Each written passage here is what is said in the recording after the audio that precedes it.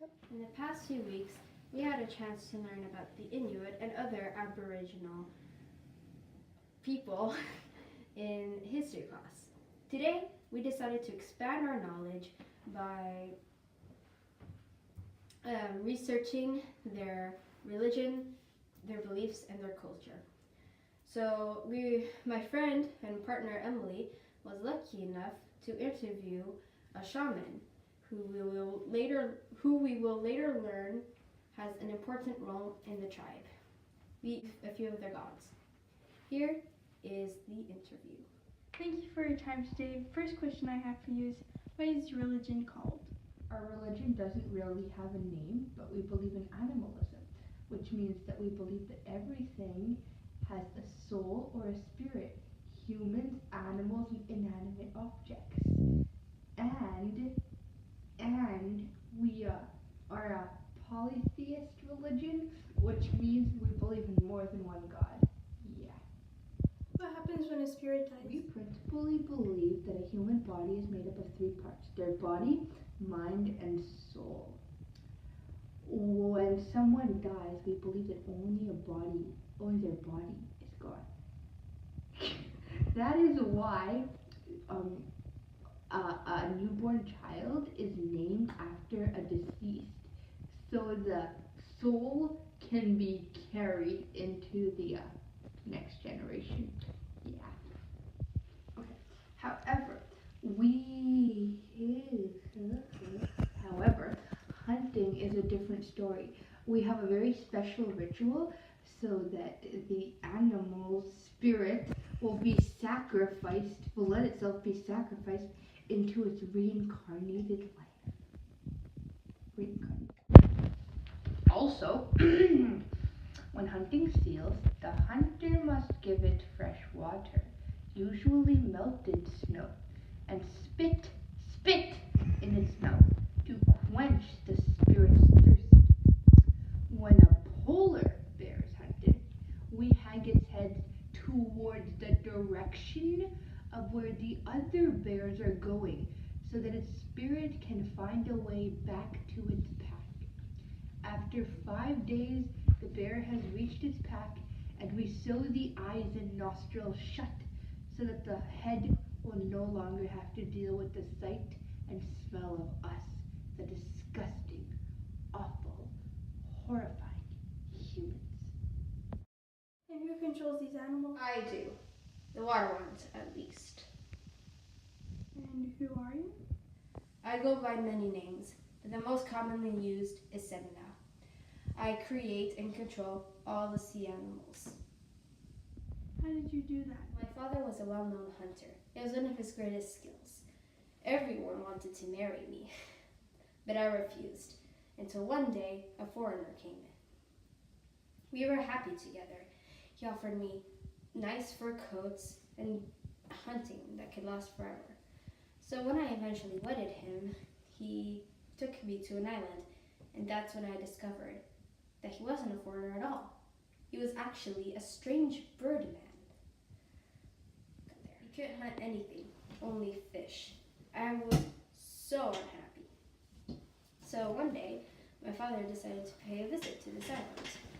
And once he saw how miserable I was, he decided to kill the Birdman.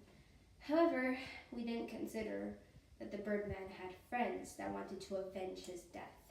So we were on our kayak, and the bird's friends started flapping their wings around the boat, causing a storm to happen. My father, fearing for his life, threw me off the boat. In a desperate attempt to get back in, my father cut all my fingers off and left me there, unable to do anything. I sunk at the bottom of the sea. From every fingertip came a new species of animal that now live in the sea that I control. Sometimes when I'm really unhappy, I won't let the mammals and sea animals get eaten. But normally, a shaman will be able to turn themselves into a fish and braid and comb my hair, since I can't do it myself, seeing as I don't have any fingers. Interesting. Interesting story there. Are there any other gods, spirits, or demons that you believe in? Well, there's me. I am Mahaha. I am the demon who strives for blood. Sacrifice your children to me, or I will tickle you to death. Seriously, I won't hesitate to tickle you to death, but no need to sacrifice your children to me. Seriously, I won't hesitate to tickle you to death, but no need to sacrifice your children to me. That job is for the charismatic. They snatch children into the sea, only the misbehaving ones. And I am Anguta, the god of death. I take souls into the underworld, where they must rest with me for a year. I am more famously known as Senna's father. It is I who decides a worthy punishment for her soul. Senna has probably told you that I cut off all her fingers, but that is false. For you see, Senna was a bit unruly. She actually ate both of her mother's arms and one of my own. I punish a soul by striking its genitals.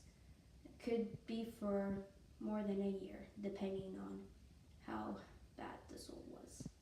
Those are just a few of the gods, but we also believe in 14, yes, that's 14, Fourten, other gods. I noticed that a few of the stories seem to contradict each other. Is there an explanation for that? Well, our culture is passed on through stories told by our elders.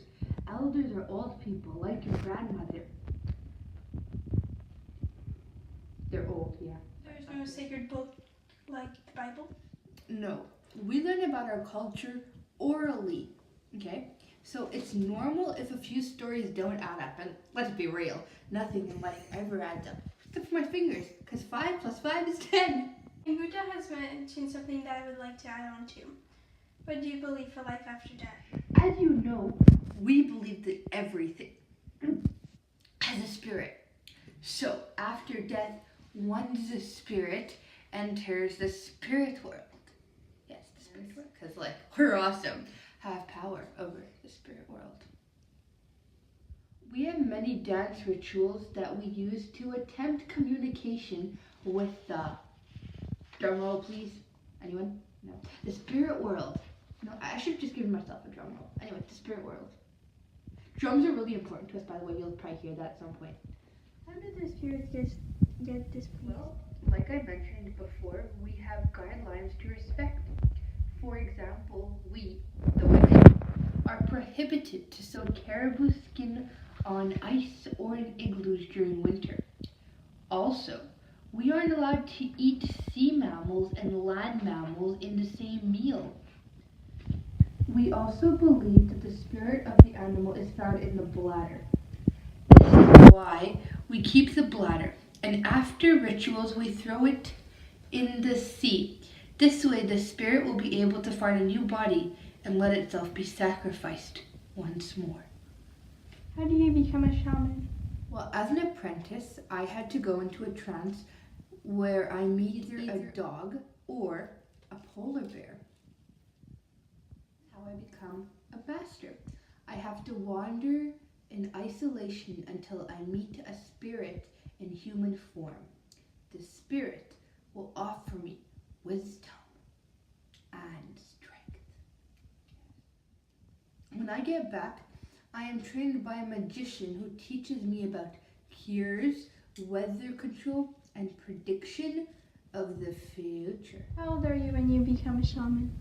We are usually able to learn to become a shaman when we hit puberty. Responsibility of doctor. But I can also be killed if I am blamed for a disease or an illness. If there's a problem in the spirit world, it is also my responsibility to enter the spirit world and see how to handle this issue. Will there be more than one shaman in the tribe? Now, there's only one shaman per tribe, and gender is not an issue. There can be female shamans or male shamans, like me. But I meant I'm a female shaman, not a male. I'm a female, but you probably shouldn't assume my gender. That's good. Moving on. What are your beliefs about life after death? Well, it's different for every tribe. Some have very weak reasoning about life after death. Others don't have any at all. I believe there are two places to go: sea and the sky. In Greenland, the sea is viewed as the better place to go, but I believe the contrary. The sky is the better place to go, and the sea is dull. The sea is like our underworld. It isn't necessarily bad, though, to end up there. How is it decided where one would end up? Unlike most religions, we don't believe that it's how the person acted or their broken taboos, but we judge it based on how the person died. For example, a woman who died during childbirth or a man who died while whale hunting will go to the sky. The spirit can only be reincarnated once its name and body is reborn. So the spirit stays in the afterlife until there is a child that is born to take its name? Correct. It'll also be beaten for all the sins it's committed until then. On the topic of life and death, how was your world created? We believe that a trickster in the form of a raven created the world. When the waters forced the ground up, Raven stabbed it with his beak, which fixed it into place. The first land was only big enough for one house and a family: a man, his wife, their son, and Raven.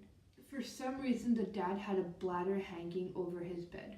After a lot of pleading, the father let this boy play with Raven. While they were playing, Raven damaged the bladder, which let the sun shine through. Dad took it from them before they could damage it even more. This origin is the day and night. Wait, this is the origin. The struggle is the origin of day and night. Alright then, do you have any religious holidays? Not really. We do, however, have a festival in April that includes fun activities such as dog sledding and other traditional activities.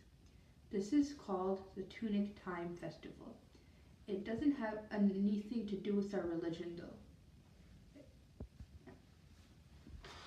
Okay, so that'll be all for now. Thank you for your time today.